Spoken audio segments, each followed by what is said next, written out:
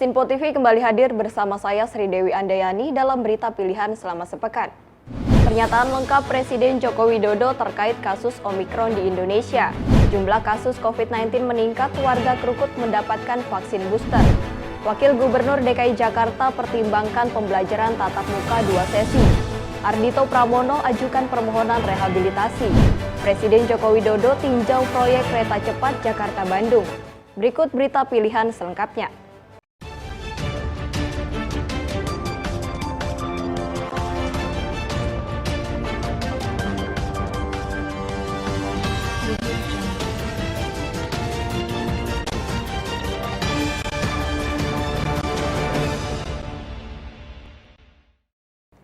Indonesia tengah mengalami tren kenaikan kasus COVID-19 yang disebabkan oleh varian Omikron. Oleh sebab itu, Presiden Joko Widodo mengimbau agar semua pihak tetap waspada, namun tidak perlu bereaksi berlebihan. Assalamualaikum warahmatullahi wabarakatuh. Bapak, Ibu, dan saudara-saudara yang saya hormati. Saat ini kita sedang mengalami tren kenaikan kasus COVID yang disebabkan oleh varian Omikron. Oleh sebab itu, kita semua harus mewaspadai tren ini, namun tidak perlu bereaksi berlebihan. Berhati-hati perlu, waspada perlu, tapi jangan menimbulkan ketakutan dan jangan menimbulkan kepanikan. Berbagai studi termasuk laporan WHO menyebutkan varian Omikron memang lebih mudah menular, namun gejalanya lebih ringan. Pasien yang terinfeksi varian ini umumnya pulih tanpa harus dirawat di rumah sakit. Tapi sekali lagi, kita harus waspada, jangan cemawa dan jangan gegabah. Oleh karena itu, jika Bapak, Ibu, dan saudara-saudara sekalian tidak memiliki keperluan mendesak, sebaiknya mengurangi kegiatan di pusat-pusat keramaian. Dan untuk mereka yang bisa bekerja dari rumah, work from home, lakukanlah kerja dari rumah. Dan saya juga meminta untuk tidak bepergian ke luar negeri jika tidak ada urusan yang penting dan mendesak. Bapak, Ibu, dan saudara-saudara sekalian, saya tidak akan pernah bosan untuk terus mengingatkan selalu gunakan masker, menjaga jarak, dan jangan lupa mencuci tangan. Intinya, ikuti protokol kesehatan dengan disiplin. Hal penting lainnya di masa pandemi adalah vaksinasi. Yang belum mendapatkan vaksin, segeralah untuk divaksin. Yang sudah mendapatkan vaksin pertama, segera vaksin untuk yang kedua. Yang sudah 2 kali vaksin, segera cari vaksin ketiga, vaksin booster. Semuanya gratis, karena vaksinasi penting demi keselamatan kita semuanya. Demikian yang bisa saya sampaikan. Terima kasih. Wassalamualaikum warahmatullahi wabarakatuh. Juru bicara pemerintah untuk penanganan COVID-19 Dr. Reysa Brotoasmoro melaporkan kasus konfirmasi positif COVID-19 di tanah air mengalami kenaikan dalam sepekan terakhir. Hal itu disampaikan Reysa dalam konferensi pers secara virtual. Assalamualaikum warahmatullahi wabarakatuh. Shalom, salam sejahtera bagi kita semua. Om Swastiastu, Namo Buddhaya, dan salam kebajikan. Selamat pagi Bapak, Ibu, saudara-saudari sekalian. Salam sehat untuk Indonesia. Di pagi hari yang baik ini, saya Dr. Reysa Brotoasmoro kembali menyapa Anda semua untuk menyampaikan perkembangan penanganan pandemi COVID-19 secara nasional, termasuk varian Omikron yang kini telah ditemukan di lebih dari 150 negara, termasuk Indonesia, agar kita semua tetap selalu waspada. Per 10 Januari 2022 lalu, SARS-CoV-2 varian Omikron telah ditemukan di lebih dari 70% negara di dunia. Oleh karena itu, melalui surat edaran Satgas COVID-19 nomor 2 tahun 2022 tentang protokol kesehatan perjalanan luar negeri pada masa pandemi COVID-19, pemerintah meniadakan daftar 14 negara asal WNA yang tadinya dilarang masuk ke Indonesia, karena memang sudah tidak relevan lagi. Namun tentunya tetap ada peraturan tentang penetapan kriteria WNA dan durasi karantina. Berdasarkan monitoring dan evaluasi berkala yang dilakukan, durasi karantina saat ini yakni menjadi 7 kali 24 jam. Ketetapan tersebut juga didukung oleh bukti ilmiah bahwa di berbagai negara, masa inkubasi varian Omikron ini adalah 3 hari setelah pertama kali terpapar. Deteksi berlapis juga tetap dilakukan dengan adanya entry dan exit test, serta monitoring lainnya. Upaya ini terus dilakukan untuk tetap mengutamakan kesehatan dan keselamatan masyarakat Indonesia. Nah, terkait dengan penanganan pandemi COVID-19 per tanggal 18 Januari 2022, saya ingin menyampaikan kabar baik terkait update secara nasional bahwa kemarin sebanyak 564 orang telah dinyatakan sembuh. Berarti total pasien yang sembuh dari COVID-19 telah bertambah menjadi lebih dari 4,1 juta orang. Sampai tanggal 18 Januari 2022, pasien COVID-19 varian Omikron sudah diketahui berjumlah 882 orang, di mana sampai tanggal 14 Januari diketahui sebanyak 276 telah selesai isolasi. Artinya telah dinyatakan sembuh. Kita doakan semoga yang masih menjalani isolasi juga akan segera sembuh. Terkait dengan kesembuhan, berita baik lainnya yang bisa saya sampaikan adalah bahwa pemerintah terus menjamin ketersediaan obat COVID-19 dalam negeri. Tentunya untuk mengantisipasi gelombang lanjutan virus SARS-CoV-2. Salah satunya dengan menyiapkan obat antivirus baru, yakni Molnupiravir dan Paxlovid, di mana Kemenkes sudah mengamankan 400.000 tablet Molnupiravir yang sudah disiapkan PT Amarox. Dan diharapkan pada bulan April atau Mei 2022 sudah mulai bisa menjadi produksi dalam negeri. Alhamdulillah, kemajuan ini menjadi salah satu penyemangat kita semua untuk terus dapat mengatasi pandemi ini. Meski demikian, Bapak, Ibu, dan saudara-saudari sekalian, kita menghadapi kenaikan kasus konfirmasi positif dalam 1 pekan belakangan, terutama dengan kasus konfirmasi positif sebanyak 1.362 orang per 18 Januari 2022 kemarin. Ini menunjukkan bahwa kemarin merupakan angka tertinggi dalam 1 hari sejak pertengahan bulan Oktober 2021. Ingat pengalaman kita tahun lalu, setelah libur Nataru dan Idul Fitri, di mana ada kenaikan mobilitas dan pelonggaran protokol kesehatan menyebabkan lonjakan kasus yang luar biasa. Maka mari jangan kita ulangi kembali kenangan buruk tersebut. Apalagi varian Omikron yang menyebabkan gelombang kasus luar biasa di banyak negara telah ditemukan di beberapa wilayah di Indonesia. Antara lain DKI Jakarta, Malang, Surabaya, Bogor, Tangerang Selatan, Bandung, dan Medan. Tentunya agar tidak menyebar luas, kita semua harus ikut andil dalam upaya pengendalian penularan COVID-19, terutama untuk varian ini.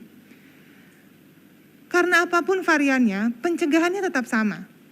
Disiplin menerapkan protokol kesehatan dan vaksinasi. Mari kita ketatkan lagi penggunaan masker, terutama ketika berada di ruang publik dan ketika kita berinteraksi dengan orang lain. Kita terapkan jaga jarak dan mencuci tangan dengan rutin. Mengurangi mobilitas hanya untuk keperluan yang sangat penting saja. Perlu diketahui bahwa pada bulan Januari ini kita mengalami peningkatan mobilitas. Karena pertama, kegiatan bisnis dan ekonomi mulai berjalan lagi setelah libur Natal dan Tahun Baru. Kedua, kedatangan wisatawan yang baru saja kembali dari luar negeri. Yang ketiga, adanya resiko transmisi terhadap anak-anak yang di sekolah yang sudah menyelenggarakan pembelajaran tatap muka. Nah, di awal tahun 2022 ini kegiatan bisnis dan ekonomi yang sudah kembali berjalan. Oleh karena itu, Kementerian Perhubungan juga kemudian mengeluarkan data bahwa selama periode Nataru dari 24 Desember 2021 hingga 2 Januari 2022 terjadi peningkatan rata-rata penumpang kendaraan umum sebanyak 13,91% jika dibandingkan dengan periode yang sama pada tahun lalu. Nah, hal tersebut penting untuk dijadikan pengingat bahwa kita harus selalu patuh terhadap protokol kesehatan saat menggunakan transportasi umum, saat beraktivitas di ruang publik, dan terapkan protokol kedatangan saat kembali ke rumah agar resiko penularan berkurang. Sepanjang tahun 2021, jumlah kedatangan warga negara Indonesia yang melakukan perjalanan ke luar negeri mencapai 514.251 jiwa. Nah, ini perlu dijadikan catatan penting bagi seluruh masyarakat yang usai melakukan perjalanan ke luar negeri untuk patuh melakukan karantina secara tertib, agar resiko penyebaran virus COVID-19 dapat dihindari. Seperti apa yang disampaikan oleh Presiden Joko Widodo kemarin 18 Januari 2022, bahwa jika masyarakat tidak memiliki keperluan yang mendesak, sebaiknya mengurangi kegiatan di pusat-pusat keramaian dan menyarankan work from home bagi yang bisa bekerja dari rumah. Beliau juga menghimbau agar tidak melakukan perjalanan ke luar negeri terlebih dahulu kecuali ada hal yang mendesak. Kerjasama dari berbagai pihak adalah kuncinya. Dan kita, masyarakat, memegang peranan utama dalam faktor utama pencegahan untuk dapat selalu mendukung upaya-upaya yang telah dilakukan. Salah satu contohnya yakni segeralah mendaftarkan diri untuk mendapatkan vaksinasi. Apapun jenis vaksinnya, semua terbukti memberikan perlindungan yang efektif terhadap semua varian, sehingga tidak perlu pilih-pilih merek vaksin. Pastikan kita dan orang sekitar mendapatkan dosis vaksinasi lengkap. Mari kita bantu mereka untuk memberikan pengertian dan pemahaman tentang pentingnya vaksinasi bagi diri sendiri dan orang-orang di sekitarnya. Mari bantu pemerintah untuk mendorong daerah-daerah yang belum mencapai 70% dari sasaran vaksinasi. Nah, Bapak Ibu, saudara-saudari, alhamdulillah puji syukur kepada Allah Subhanahu wa taala bahwa jumlah dosis vaksinasi yang sudah disuntikan kepada masyarakat Indonesia per 18 Januari kemarin telah berhasil melampaui 300 juta dosis. Tentunya ini juga berkat kerjasama Bapak Ibu saudara-saudari semuanya. Pada pagi hari ini saya juga ingin menjelaskan sedikit terkait vaksin booster atau suntikan ketiga vaksin COVID-19. Berdasarkan hasil studi, memang terjadi penurunan antibodi 6 bulan setelah dosis primer atau dosis lengkap sebanyak 2 dosis penyuntikan atau 1 dosis jika Anda menggunakan Janssen. Sehingga dibutuhkan pemberian dosis lanjutan atau booster untuk meningkatkan proteksi individu, terutama pada kelompok masyarakat rentan. Komite Penasehat Ahli Imunisasi Nasional atau ITAGI berdasarkan kajian melalui surat ITAGI nomor SR-2/2022 mengenai kajian vaksin COVID-19 dosis lanjutan, menganjurkan pemberian booster ini untuk memperbaiki efektivitas vaksin yang telah menurun. Nah, sehubungan dengan kajian dari ITAGI, Badan POM kemudian pada tanggal 12 Januari 2022 juga telah mengeluarkan 6 merek vaksin yang disetujui untuk digunakan sebagai booster, yakni Sinovac, CoronaVac, Pfizer, AstraZeneca, Moderna, Zivivax, dan Janssen. Lalu kemudian pada tanggal 11 Januari 2022, Presiden Joko Widodo juga telah menyetujui bahwa vaksinasi booster ini gratis bagi seluruh rakyat Indonesia.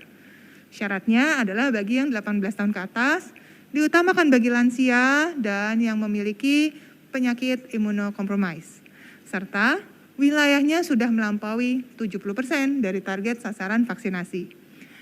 Kemudian pada tanggal 12 Januari 2022 kemarin, Badan POM juga kemudian mengeluarkan panduan padanan vaksin yang bisa digunakan.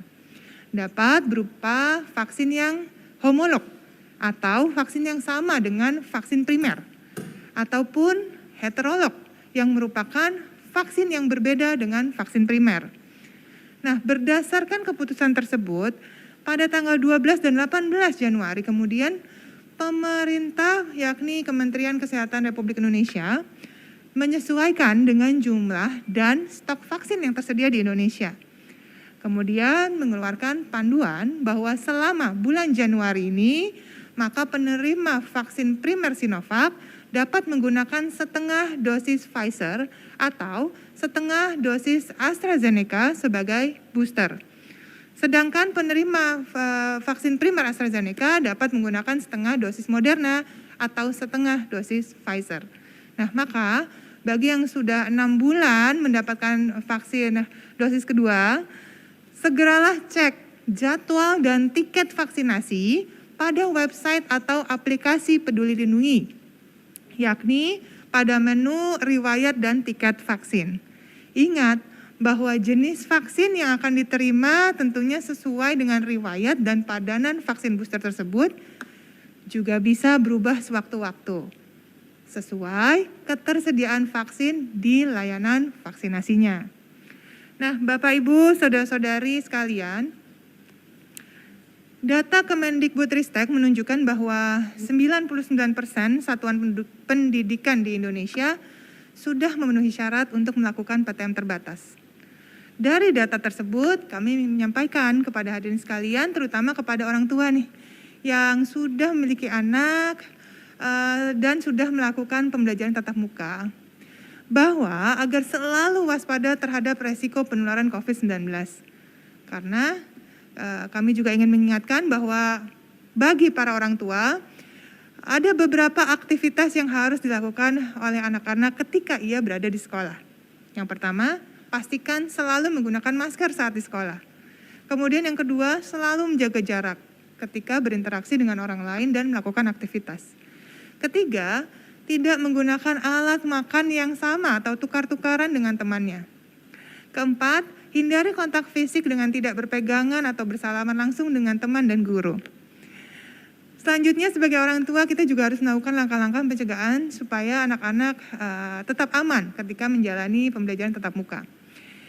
Yang pertama, pastikan tetap melakukan vaksinasi.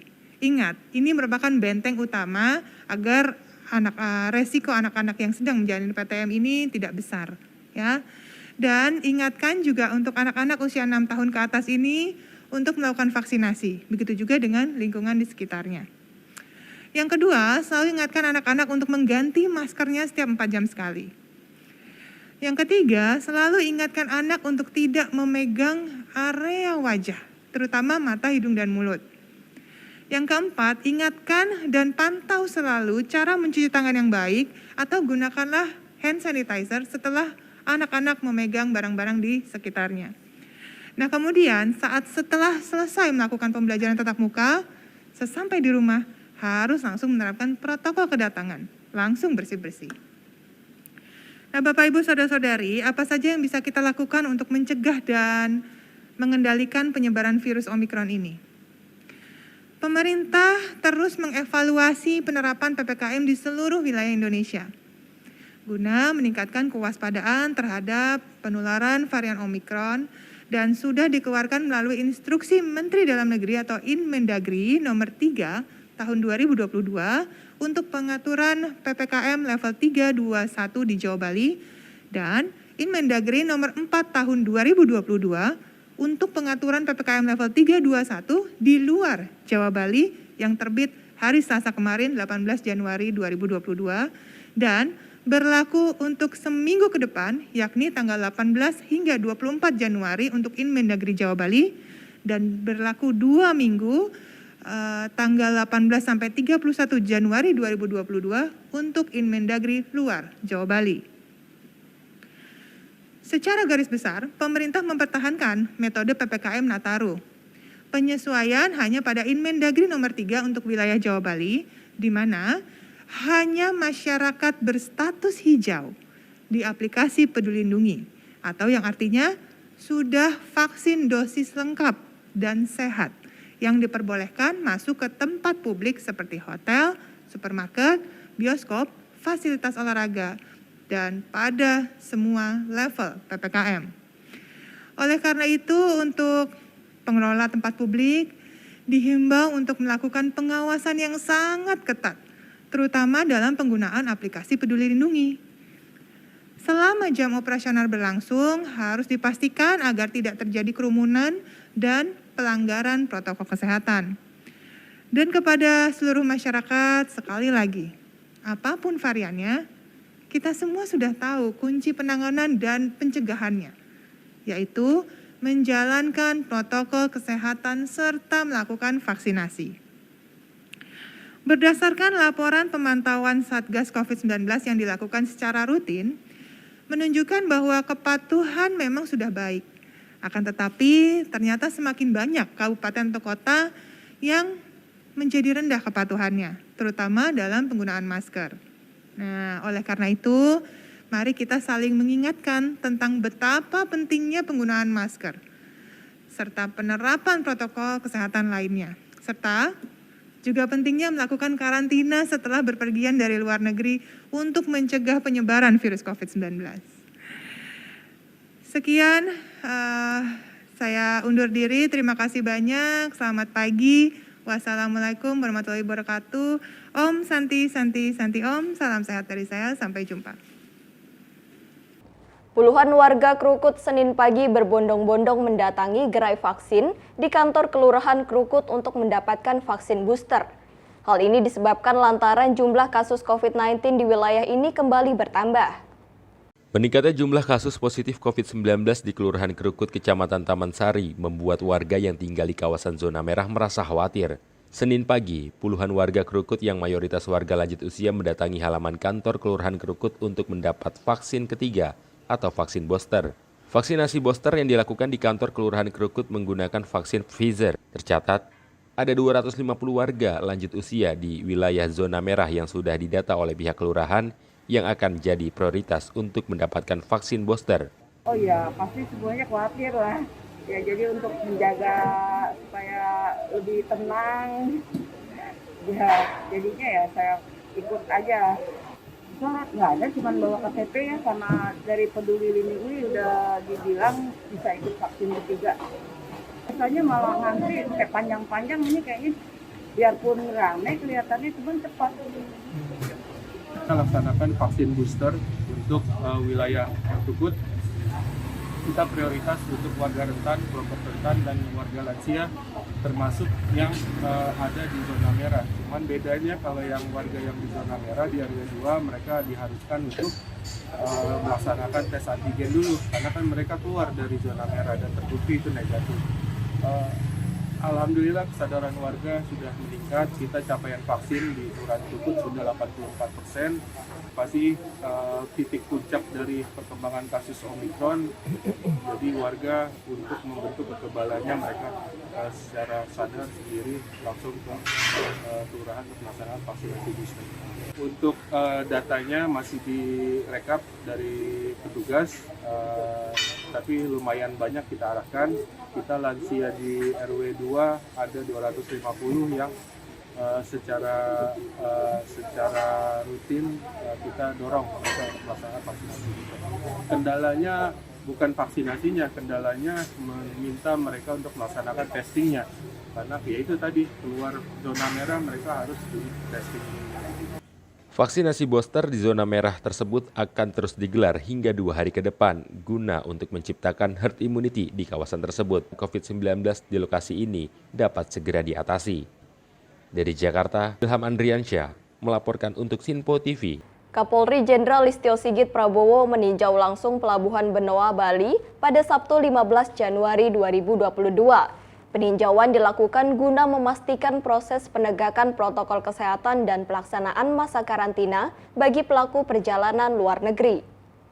Kapolri Jenderal Listio Sigit menyampaikan, para PPLN akan dilakukan swab PCR dan pemeriksaan kesehatan di ruangan khusus. Kemudian akan dirujuk ke tempat karantina yang telah disiapkan Pemprov Bali. Hal tersebut disampaikan Kapolri usai meninjau langsung Pelabuhan Benoa di Bali. Para PPLN diminta untuk mengunduh aplikasi monitoring karantina presisi agar memudahkan petugas mengawasi selama masa karantina. Dengan diterapkannya aplikasi monitoring karantina presisi, pengawasan terhadap PPLN akan semakin kuat serta dapat mencegah meluasnya penyebaran virus COVID-19 dari varian Omikron di Indonesia. Saja kita melaksanakan pengecekan secara langsung untuk mengetahui bagaimana alur masuknya ABK. Secara umum saya lihat bahwa prosesnya khususnya terkait dengan pemeriksaan protokol kesehatan dan kemudian proses menuju ke tempat karantina semuanya berjalan dengan baik. Rangkaian dari bagaimana melaksanakan prokes, pengawasan karantina, dan kemudian memastikan bahwa pelaksanaan karantina tetap bisa dilaksanakan secara disiplin. Ini tentu menjadi bagian yang terus kita awasi. Tentunya ini butuh sinergitas, soliditas dari seluruh stakeholder, dari seluruh masyarakat untuk kemudian kembali waspada. Walaupun sudah vaksin, tetap laksanakan protokol kesehatan. Aplikasi karantina monitoring presisi adalah aplikasi yang kita rancang dan kita buat untuk membantu memastikan bahwa masyarakat yang melaksanakan karantin itu betul-betul bisa terawasi dengan baik.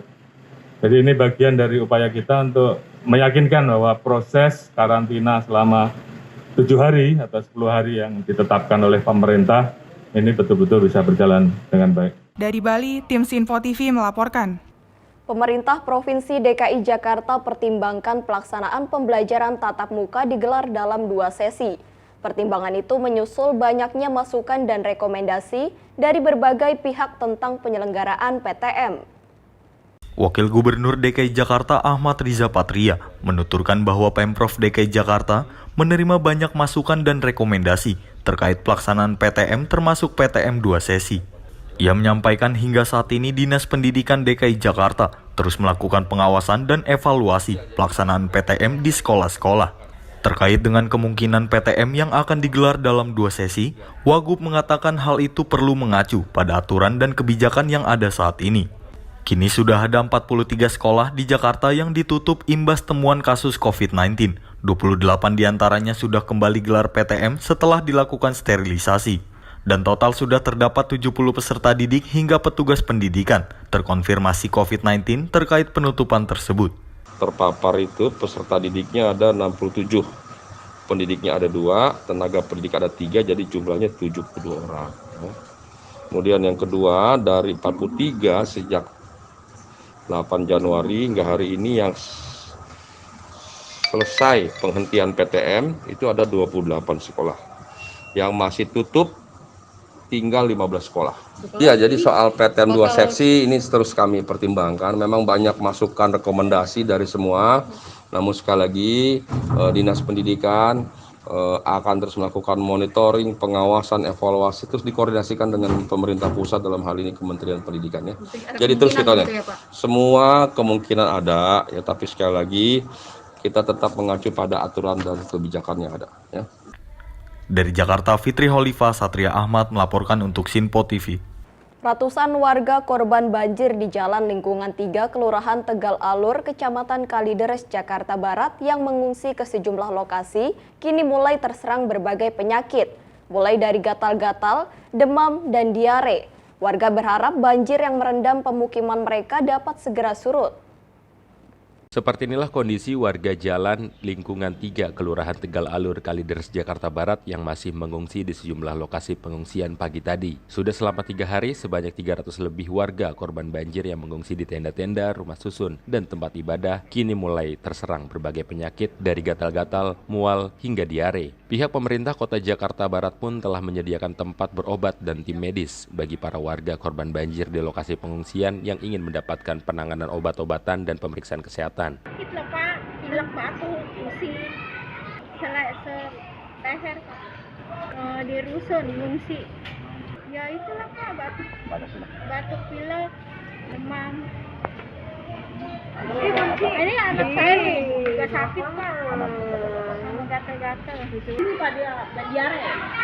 Tadi ada berobat, dokternya keliling. Ya ke dalam diperiksa.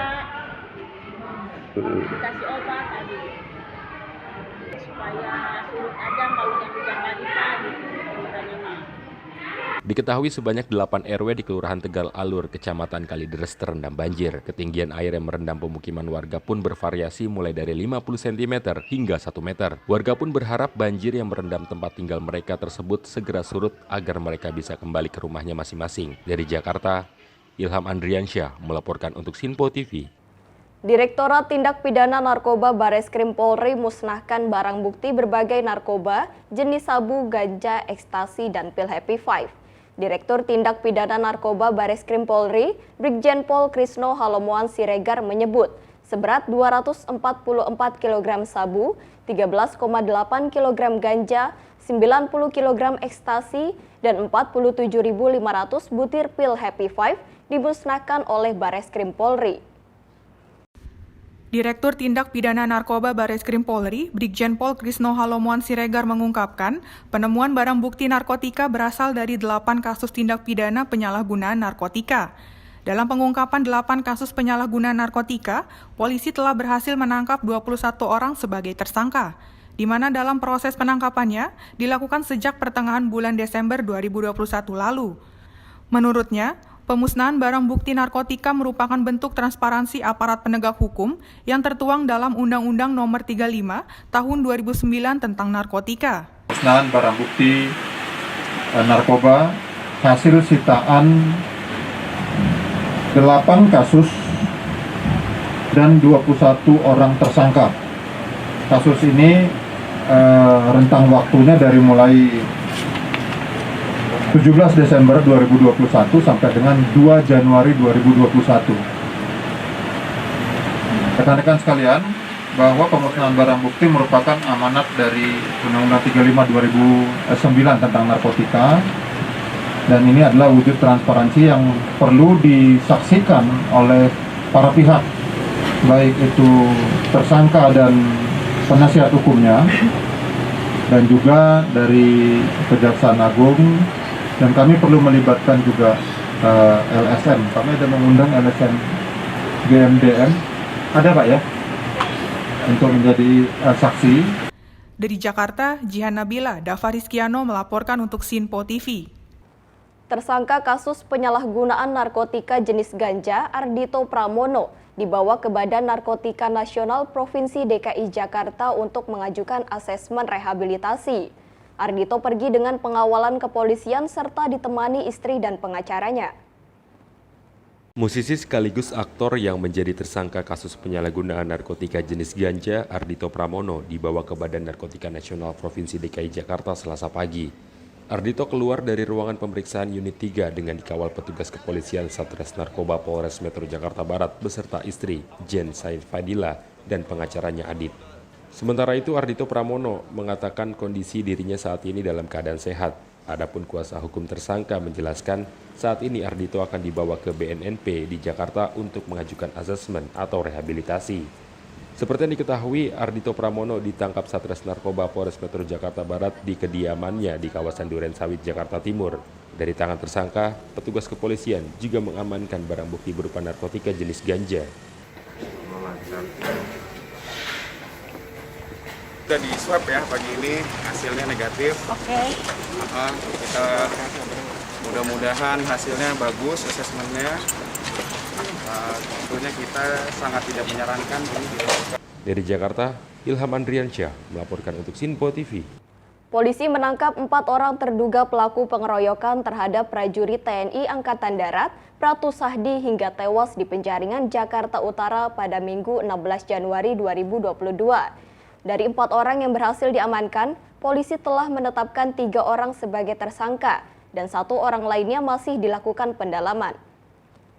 Direktur Kriminal Umum Polda Metro Jaya Kombes Pol Tubagus Ade Hidayat mengatakan, polisi telah menetapkan 3 tersangka lainnya yang berstatus daftar pencarian orang atas kasus pengeroyokan terhadap prajurit TNI Angkatan Darat. Kini polisi telah mengamankan 4 orang dari kasus tersebut. Namun saat ini, polisi masih memburu 3 nama yang diyakini terlihat dalam aksi pembunuhan tersebut. Adapun 3 pelaku lainnya yang kini menjadi DPO adalah Baharudin, Sapri, dan Ardi. Polisi juga meminta pelaku yang menjadi DPO untuk segera menyerahkan diri karena pihaknya telah memiliki bukti yang cukup untuk menetapkan pelaku sebagai tersangka. 8 orang yang kita duga melakukan aksi tersebut.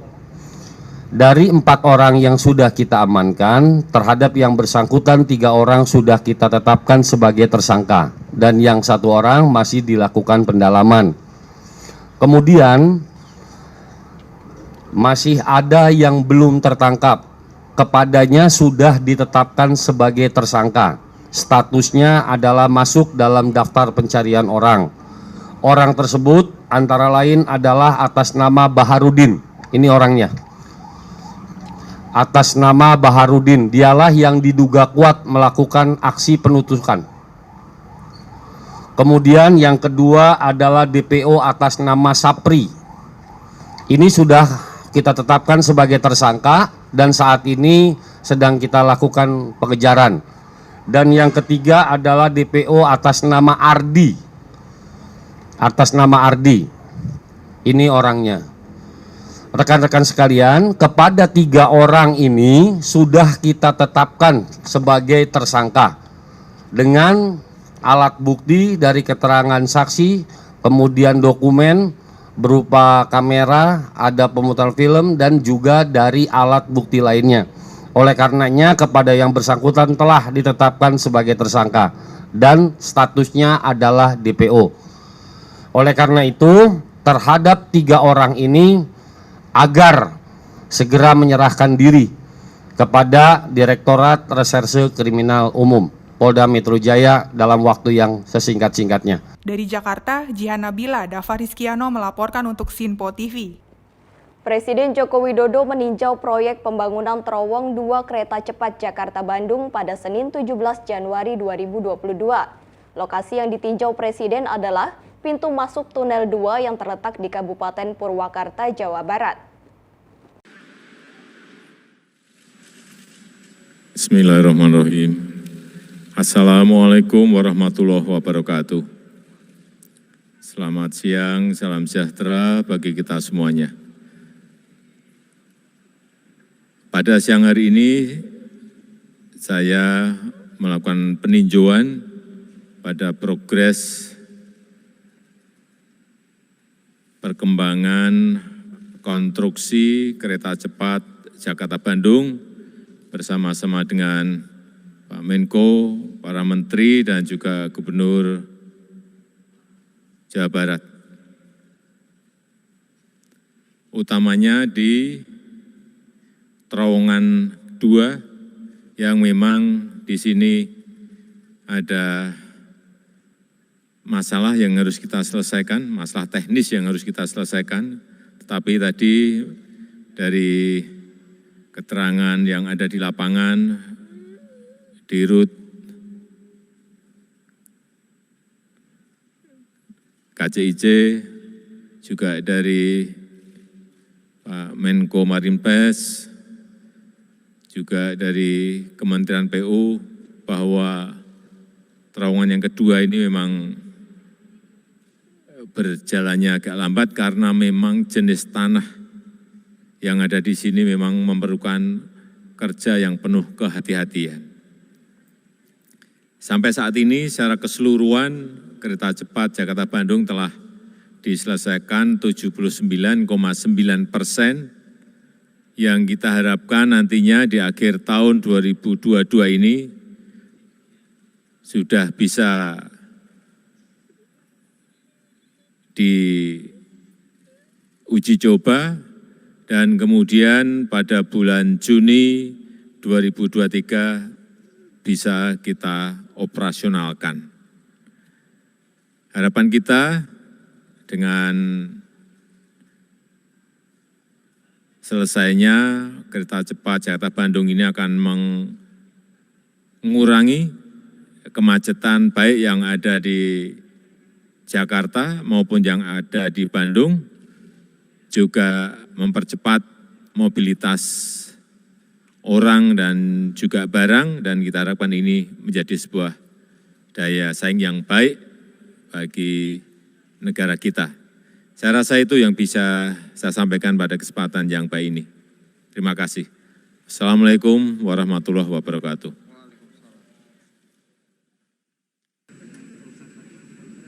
Demikian berita sepekan kali ini. Tetap saksikan berita terkini di Sinpo TV, Sinpo ID, dan media sosial Sinpo lainnya. Saya Sri Dewi Andayani dan kru yang bertugas pamit undur diri. Selamat berakhir pekan dan sampai jumpa.